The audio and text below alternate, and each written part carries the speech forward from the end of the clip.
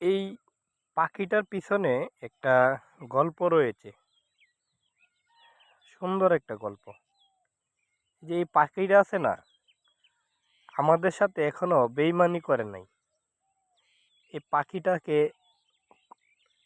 অনেক যত্ন করে পুষছি। এই যে পাখিটা খাঁচায় বন্দি করে তাকে রাখি না, তাকে ছেড়ে দেওয়া হয়েছে। তো সে কোথাও যায় না, মানে সারাদিন আদার খায়, অন্য কোথাও উড়ে বেড়ায়। তারপর সন্ধ্যা হলে ঘরের এক কোনায় সে রাত হলে থাকবে, সকালে আবার চলে যাবে। এই যে দেখেন এই পাখিটা কত সুন্দরভাবে কথা শুনতেছে, দেখছেন?